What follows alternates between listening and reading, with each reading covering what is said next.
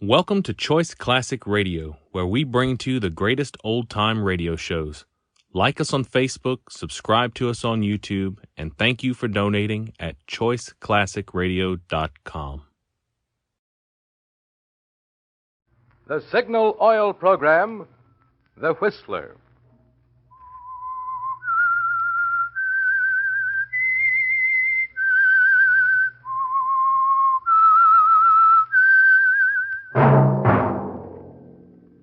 That whistle is your signal for the Signal Oil Program, The Whistler.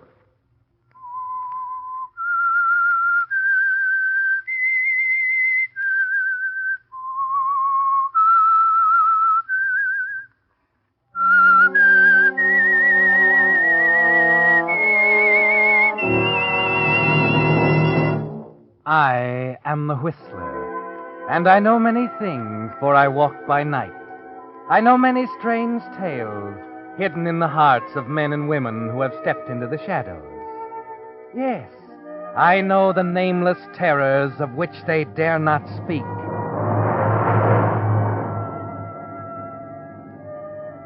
Yes, friends, it's time for the Signal Oil Program, The Whistler. Rated by independent research, the most popular West Coast program in radio history. And Signal gasoline is tops, too. Tops in quality. It takes extra quality, you know, to give you extra mileage. And Signal is the famous Go Farther gasoline.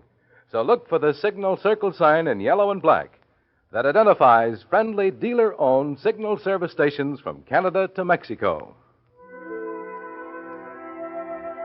And now, the Whistler's strange story, Whispered Verdict.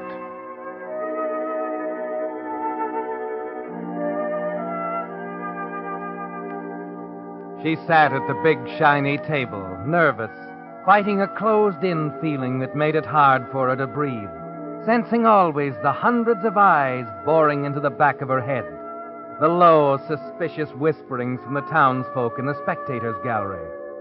And she knew that this time she couldn't shrug it off, that the chips were down, and she, Edith Glenby, was on trial for her life.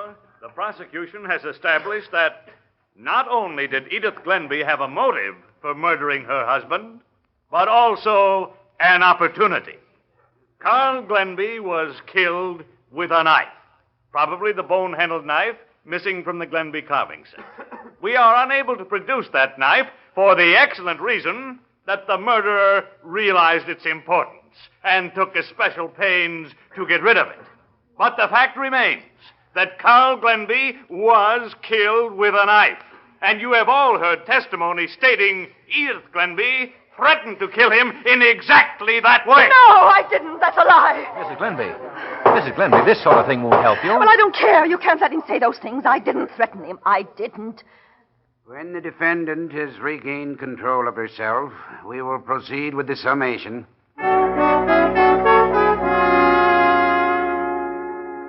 But it isn't easy to control yourself, Edith.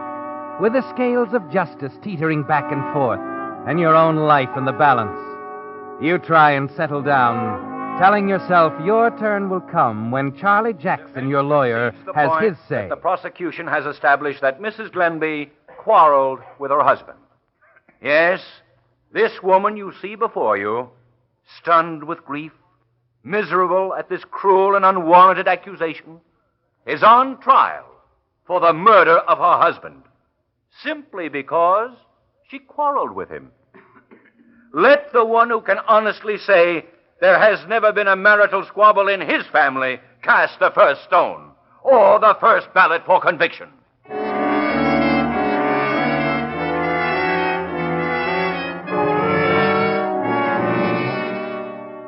You were smart to retain Charlie Jackson, weren't you, Edith? His young, honest face, his candid eyes, the sincere delivery that's so important now as he sums up to the jury. And you were shrewd with Charlie, Edith, about that last quarrel.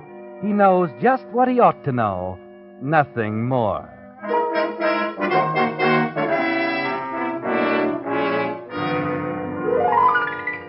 The jury is retired now, and you begin to feel confident. Manage to appear casual as you glance around at the spectators. The people Carl was so proud to introduce you to just a year ago, when he brought you to the big white house on Manfred Street as his bride. There's Andy, the gardener, sitting next to the cook, a plump, middle-aged Irish woman named Kate. That Mr. Jackson's a fine lawyer, Andy. He'll get her off. You wait and see. Oh, I do hope so, Kate. The poor woman. Look at her there, so pale and pitiful she is. And on the other side of the courtroom, John Felden, the executor of Carl Glenby's estate, muttering something to his wife, Agnes. I wish I knew what to make of that woman, Agnes. It's pretty simple to me. She married Carl for his money. When she found he wouldn't hold still for it, she put a knife in him. Well, I suppose that's for the jury to decide. Fortunately, though, I can make my own decision about the money.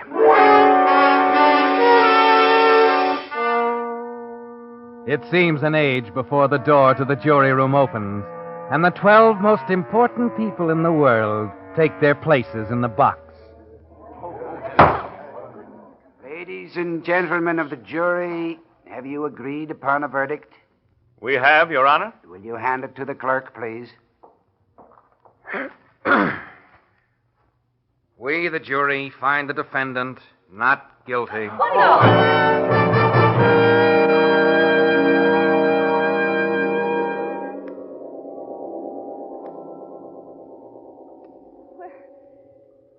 Where am I? In the judge's chambers, Mrs. Glenby. You collapsed when the verdict was announced.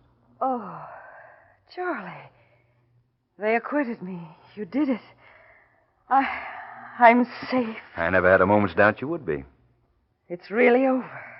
They can't try me again. No? No matter what they find out?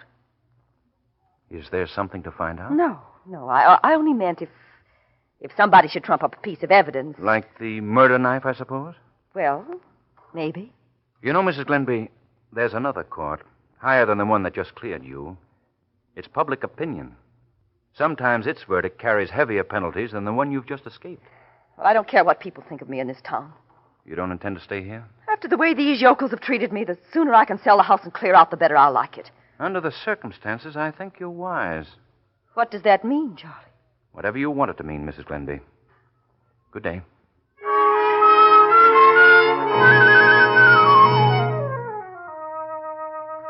Well, Edith, you can tell from the set look on Charlie Jackson's face that now, for the first time since you came to him, he suspects the truth, that the woman he defended so ably was guilty. But it doesn't bother you now, does it? The things that really count are the real reasons you murdered your husband. The big white house, the fortune and gilt-edged securities, the insurance policies. And you know now that everything will depend on John Felden, Carl's executor. You're a widow now, Edith. A wealthy widow. The next evening when you arrive at John Felden's home, you're hoping he will understand that fact. Hello, Agnes. Good evening. Is your husband in? I'd like to talk to him about Carl's estate. Sit down, won't you? Thanks. John, Mrs. Glenby is here. Be there in a minute. Oh, thank you, Agnes. I'm sorry I didn't get a chance to speak to you after the trial. Don't apologize. I'm rather glad you didn't. Why, Agnes, what do you mean? I'm sorry. You may as well know how I feel. What do you mean? Well, Edith, I've lost a great deal of faith in the courts. Agnes, you can't possibly think I was guilty. Not after the It jury... isn't only what I think. It's what everybody thinks. It's all over town, Edith. If your innocence had been clearly established, so many people wouldn't feel that... Good evening. I only dropped in for a moment, John, to see how soon you could arrange for the sale of the house. You're very prompt. Apparently, you've lost confidence in the jury system, too. Perhaps. However, as executor of Carl's estate, I'm forced to treat your late husband's affairs as a matter of sound business, Mrs. Glenby. I'm aware of that. Good.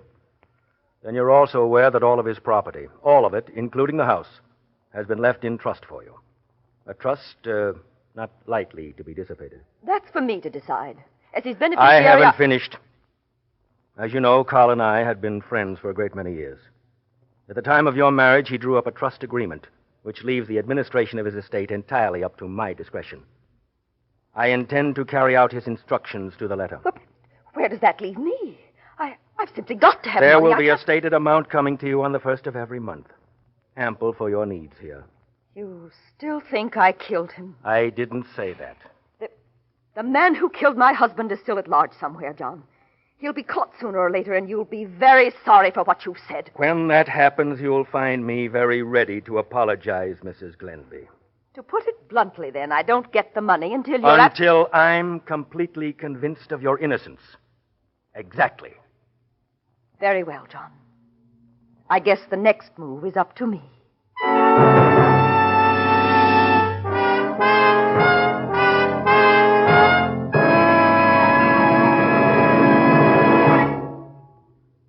With the prologue of Whispered Verdict, the Signal Oil Company brings you another strange story by The Whistler. You regular Whistler fans have all heard me speak of the more thorough, more conscientious service cars get at dealer-owned Signal service stations. But the really important thing is what customers say about it. That's why we're so happy to receive letters such as this one I have with me tonight. It's from J. Edward Keating of Los Angeles, who writes, "The first tankful of Signal gasoline I ever tried was at the station owned by Jerry Holzfaster. Well, it took just that one experience to convince me that Signal gasoline not only deserves its growing popularity, but also that Signal dealers are quite different from the usual station managers. Mr. Holzfaster showed a genuine eagerness to please by giving many little unasked-for services that make such a big difference in driving pleasure.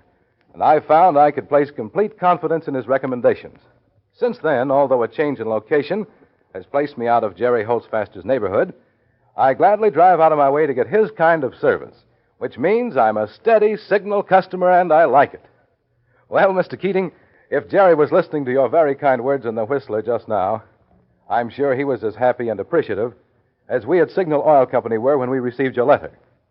It's such commendations from customers that we're constantly receiving, which makes Signal dealers strive to do an ever better job of making today's cars run better and last longer. Now, back to The Whistler.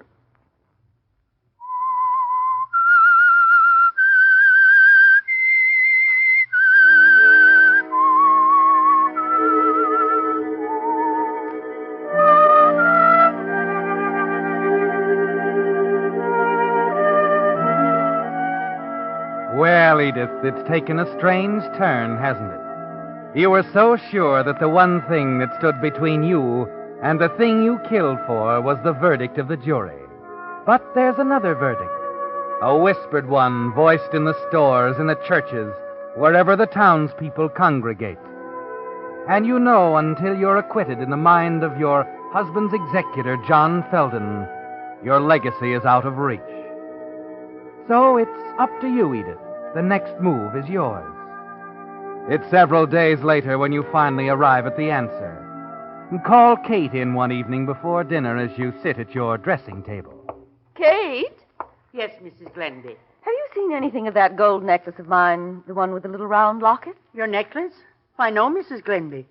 It's gone. Yes. Oh, I'm sure it's been mislaid. But there hasn't been anyone in the house except me and Andy, Mrs. Glenby. Not since... Since Mr. Glenby was killed. Or perhaps not. But there was someone here that night. I didn't know anything was missing since the trouble.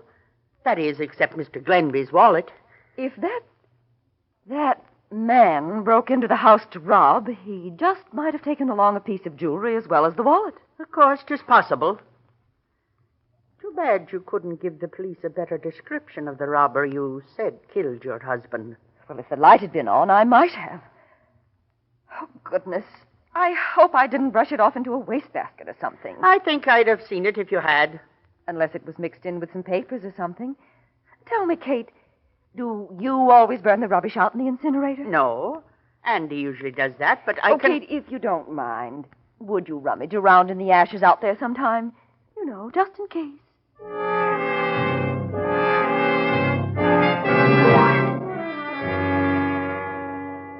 It started, isn't it, Edith? Your move to divert their suspicions. Yes. You know the missing necklace won't be in with that burned rubbish. But Kate might run across something else. Something that will turn the pointing fingers in another direction. reverse the whispered verdict which stands against you. You wait patiently until later that afternoon, and then... Mrs. Glenby, Mrs. Glenby. Well, what is it, Kate? Mrs. Glenby, I looked out in the incinerator for your necklace. You found No, it? I didn't. But I did find this. What? Oh, little bits of gold and leather. Yes. Like they put on the corners of gentlemen's wallets sometimes. I don't understand, Kate. How could you find them out there unless... I know exactly what you're thinking, ma'am. Mr. Glenby's wallet was the same kind of a gold binding. But if it was in our incinerator and if Andy usually does the burning, I know, ma'am. I could scarcely believe it myself. I've known Andy for 7 years. He wouldn't steal anything. Why, I'd sooner believe he stuck that carving knife into poor Mr. Glenby's back. Oh, it's simply unthinkable. Kate, we mustn't say anything about it. I know how unreasonable people can be, how unfair. I'd hate myself if they started to suspect Andy.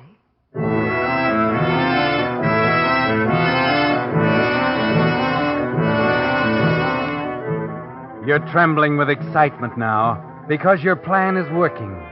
You said just enough to Kate, showed the right amount of surprise, then left her alone with her thoughts.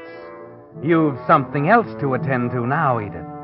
The carving knife buried in the garden. The knife you used to kill your husband. You slip outside to make certain that it's exactly where you left it, so that it'll be ready when you decide the time is right to plant it in Andy's room. You move down the gravel path toward the rose hedge, and then you stop and stare in disbelief. Here, at the very spot where you buried the knife, someone has been digging.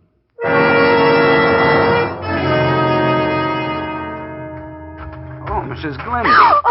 Oh, Andy. Oh, you gave me such a start. I guess you surprised me, too, ma'am. Not used to seeing you here out in the garden. Oh, Mr. Glenby thought so much of these tea roses. Goodness, who's been digging around them so? Oh, Goldie, I expect. That collie sometimes forgets where he's buried some old chunk of bone, so he goes hunting for it. Oh, but Andy, he shouldn't be rooting up Carl's favorite roses. I simply won't permit it. Well, I do the best I can to keep him out of them, Well, ma'am. you'll have to do more than that, I'm afraid. Why, it's a sacrilege. Andy, I'm afraid you'll just have to get rid of Goldie. Oh, now, ma'am. Mr. Glenby was fond of the dog. Well, I don't care, Andy. But, well, I don't expect you to put the animal out of the way yourself. You can take him to the veterinary. Have it done. Oh, I wish you wouldn't ask that, ma'am. I'm almighty fond of that collie myself, and I know Mr. Glenby wouldn't like You'll it. do as I say, Andy. My mind's made up. Here's some money for the vet. Oh, but, ma'am, 50? Ma'am, it won't cost $50, even Well, if... you can have it changed at the bank. It's all I have with me now. And I want this done right away, Andy. This instant. I won't have any more digging up of these roses. Understand?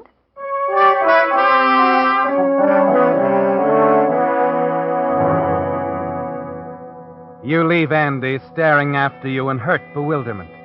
And as you walk down the path, you're thinking that the carving knife couldn't be in a better place. It was only the dog that did the digging, and he didn't dig deep. The knife will be there when you want it, won't it, Edith? Right now, there's something else to attend to. So you hurry across town to the Feldons' home.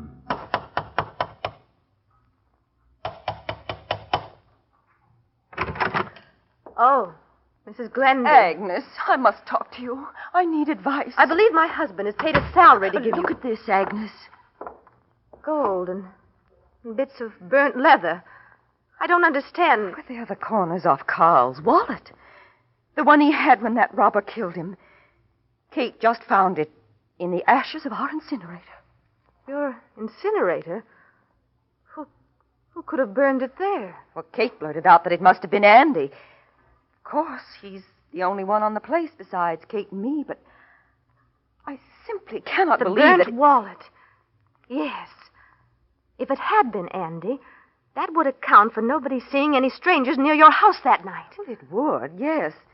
But Andy said he wasn't around either. Well, we haven't any proof except these burned bits of leather. Still, I'm so distressed about it, Agnes. I wish I knew what to do. Kate thinks we ought to notify the police. I know she does. But until there's something more definite, I'd hate to mix poor Andy up in this. He's been so faithful and all. I know. Look, why don't you let me call John at the bank? He won't be there now, but I can reach him later. Oh, would you ask John? I'm sure he'll know what to do. After all, it's to all our interests. Oh, yes. Yes, it is. Oh, Edith, I don't quite know how to say it, but perhaps John and I have been rather hasty in our judgment, but you see... Of course, dear, it doesn't matter. All that's important now is that we straighten this thing out. I'll be waiting for your call, Agnes, at home.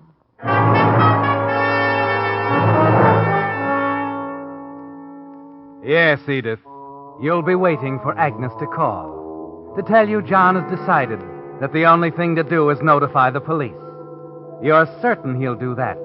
John Felden is such a cautious, practical man.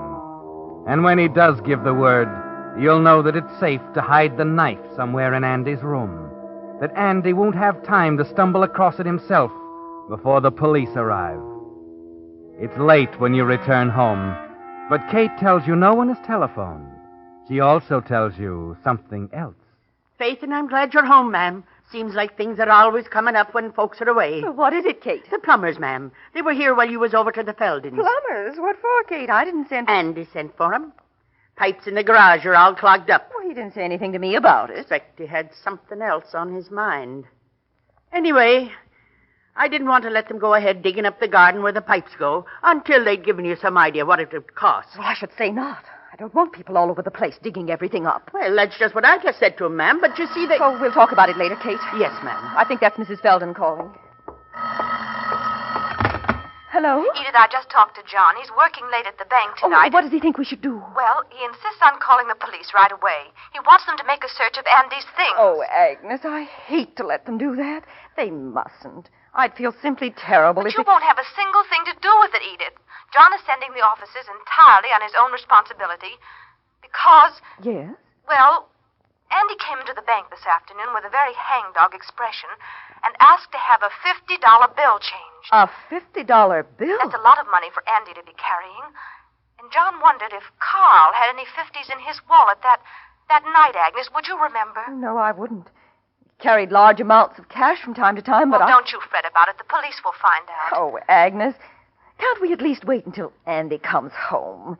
It doesn't seem right going into his room. Well, if they don't find anything, he may not even have to know, Edith. Now, you leave it all up to John. He knows the district attorney personally. Oh, I feel terrible about it, Agnes. I don't want to be here if they arrest him. If you don't mind, I'd like to come over and be with you. Come right ahead, Edith. I understand. But I'll leave right away. Yes, Edith, you'll leave right away. That is, after you take care of one more detail. The trap is all set for Andy, but now it must be baited. That part will be simple, won't it, Edith? All you have to do is get the knife from the spot where you buried it near the rose hedge and hide it in Andy's room. John Felden and the district attorney will do the rest. They'll fit the parts together. You know there won't be any doubt of Andy's guilt as you think of the district attorney's words in the courtroom. The murderer realized the importance of the knife, and because of that fact, took especial pains to get rid of it. That's all they need, isn't it, Edith? All they need to find the murderer is to find the person with a knife. Going out again, ma'am? Well, I have to run back to the Feldens for a few minutes, Kate. Oh? Now, let's see. Did I drive the car into the garage? I think you did, ma'am. Oh, yes. Well, I'll have to get it. And when Andy gets back, Kate, would you ask him to wait here in the house for me? I want to talk to him. Well, begging your pardon, ma'am, I don't think Andy'll be back. You don't? No. Well, but why, Kate? Why don't you think so? Something he said when he went away with Goldie, ma'am, the collie dog. Something about if there wasn't a place here for the master's dog, there wasn't room for his gardener either. Oh. He said nobody should be too surprised if he didn't show up around here again. I'd have told you before, only there were other things on my mind, and... Kate, I wish Andy hadn't done that. People are so likely to misunderstand his running away. Oh, well, we'll know more about it before long. Good night, Kate.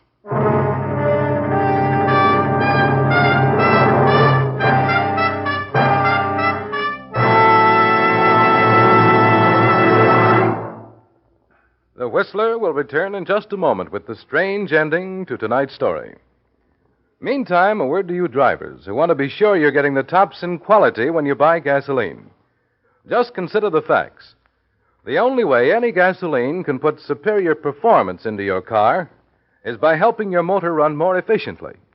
And when your motor runs more efficiently, naturally you get better mileage. So better quality in gasoline not only means better performance, but also better mileage. That's why we're so proud of Signal's good mileage. And it's why we say, to be sure of tops in gasoline quality, there are just two things to remember. One, it takes extra quality to go farther.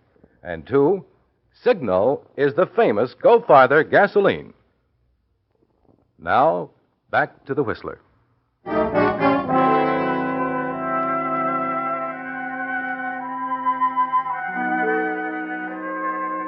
So there were two verdicts in the case of the state versus Edith Glenby, weren't there, Edith? The jury's and the public's. And you're sure now that in a matter of hours, the suspicious whisperings around town will become apologies, with John Felden the most humble of all. Yes, Edith.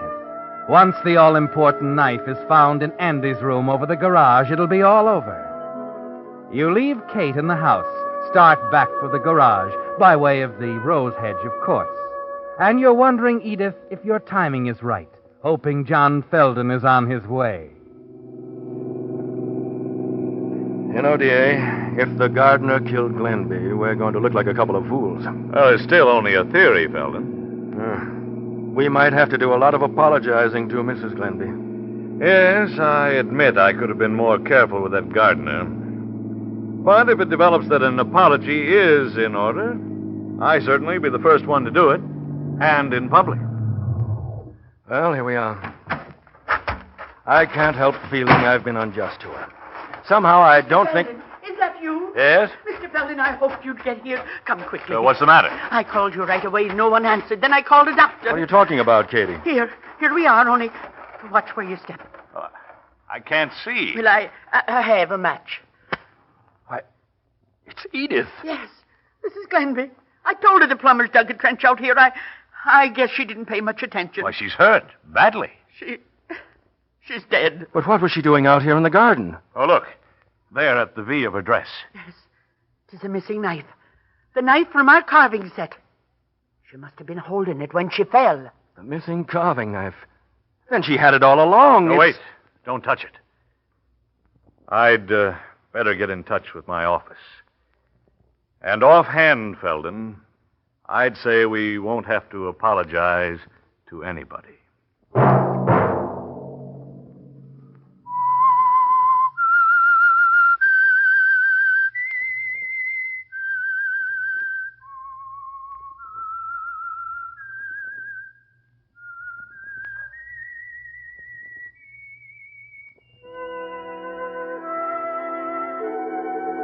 Let that whistle be your signal for the Signal Oil program, The Whistler, each Wednesday at the same time, brought to you by the Signal Oil Company, marketers of Signal gasoline and motor oil and fine quality automotive accessories. Signal has asked me to remind you to get the most driving pleasure, drive at sensible speeds, be courteous, and obey traffic regulations. It may save a life, possibly your own.